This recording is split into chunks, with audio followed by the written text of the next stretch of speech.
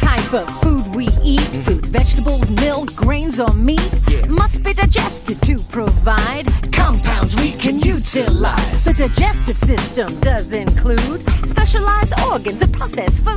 It contains, to be exact, accessory organs in the GI tract. Let's see how those products move through the digestive tube. Let's see how those products move through the digestive tube. The first part we're gonna talk about is the oral cavity, or the mouth. It contains the tongue, 32 teeth, and saliva, salivary glands secrete. Saliva, salivary glands secrete. The tongue and teeth initially digest the food mechanically. It's bitten, torn, ground, and chewed as saliva mixes in with the food. Saliva mixes in with the food. Come on. Salivary amylase now starts to chemically digest complex carbs. So starch begins to get hydrolyzed to maltose, a disaccharide. There's no doubt, there's no question, we're talking about digestion. Digestion, absorption, ingestion. There's no doubt, there's no question, we're talking about digestion. When the food is ground up thoroughly, a bolus forms that now will be swallowed down the throat or pharynx as the epiglottis shields the larynx. Peristalsis helps it move down the esophagus, a hollow tube that leads to the stomach, which over time turns the bolus into chyme. The stomach muscles now are used to mechanically digest the food. It's mixed and churned and combines with hydrochloric acid and enzymes. Chemical digestion now begins, cause the enzyme known as actipepsin will enzymatically hydrolyze proteins into large peptides.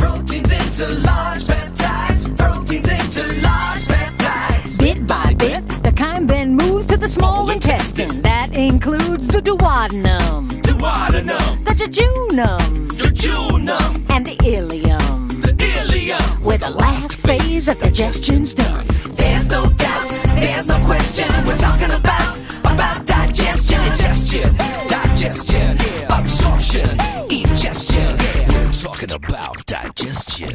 The brush border contains enzymes that digest nutrients in the chyme. But first they need a helping hand, from the nearby accessory glands. Yo, check it out. The liver makes a substance called bile. The gallbladder stores some for a while, but they both release it at this time to emulsify the fats in chyme. The pancreas will produce and secrete pancreatic juice to neutralize the acid chyme and digest it using these enzymes: Amylase, lipase, proteases.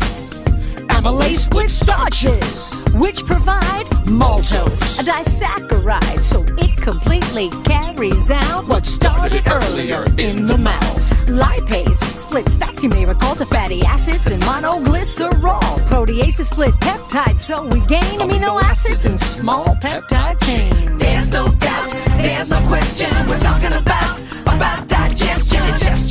Digestion, absorption, ingestion. Let's talk about the compounds. The compounds that are very small need no further digestion at all. The larger nutrients in the chyme are broken down by brush border enzymes. The brush border contains enzymes. The double sugars get hydrolyzed to sugars or monosaccharides. The peptides yield on hydrolysis smaller peptides and amino acids. Break it down, y'all. Break it down. The digested nutrients now can be absorbed by the villi easily. The non-digestible products move to the large intestine of the tube. Let's see how those products move through the digestive tube. The colon contains several sites which absorb water and electrolytes. Its microbial flora, by the way, produce B vitamins and vitamin K. The residue left from the chyme is stored in the rectum till it's time for the anus to eliminate the digestive and bacterial waste. There's no doubt, there's no question, we're talking about